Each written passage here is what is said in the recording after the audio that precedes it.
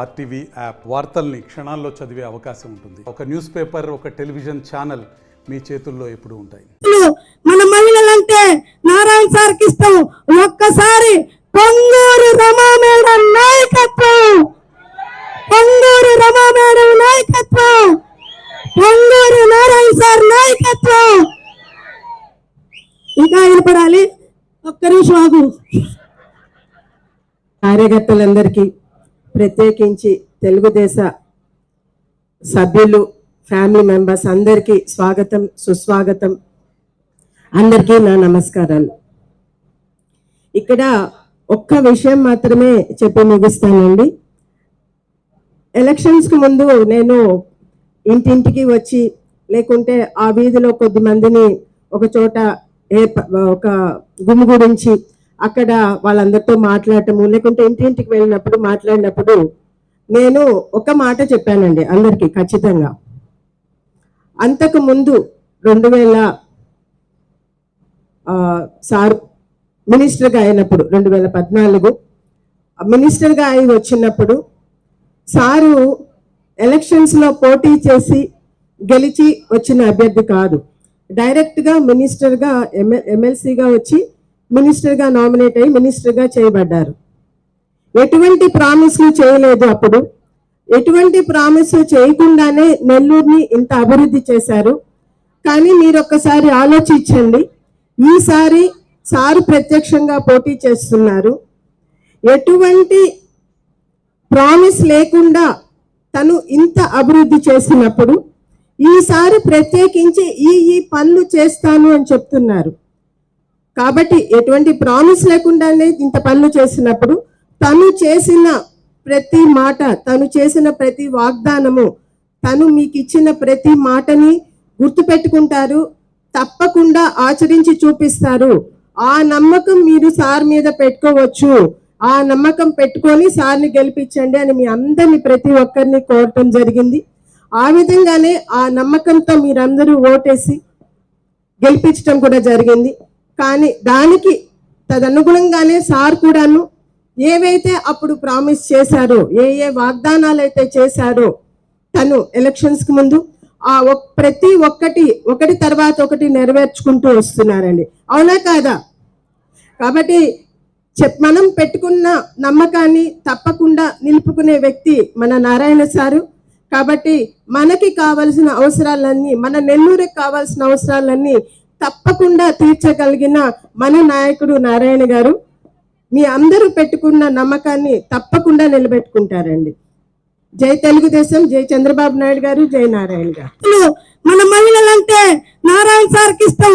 ఒక్కసారి పొంగూరు రమా మేడం నాయకత్వం, పొంగూరు రమా మేడం నాయకత్వం, పొంగూరు నారాయణ సార్ నాయకత్వం. ఇంకా వినపడాలి. ఒక్క నిమిషం ఆగు. ఇక్కడ కక్ష సాధింపుల చర్యలు చేసి ప్రజలను ఇబ్బంది పెట్టి, నాయకుల్ని ఇబ్బంది పెట్టి దోచుకునే వాళ్ళు ఈ వైసీపీ రాక్షస నాయకులైతే, ఆయన కష్టార్జితం, ఆయన బిడ్డల నోటికాడిది ఏమాత్రం ఆలోచించకుండా మన కుటుంబంలో మన తండ్రి, మన అన్నదమ్ముడు బాధ్యత కలిగిన వ్యక్తి ఎలా అయితే ఆలోచిస్తాడో అలా ఆలోచించి ఆయన సొంత నిధులతో ఈ రోజు అందరికీ గాని సహాయం చేస్తున్నారు. చరిత్రలో ఎక్కడా కూడా ముఖ్యమంత్రి అయినా కానీ, ప్రధానమంత్రి అయినా కానీ వాళ్ళ సొంత డబ్బులు ఏ ప్రజలకి ఎలక్షన్లు అయిపోయాక, మంత్రులు అయ్యాక ఇచ్చిన దాఖలాలు లేవు.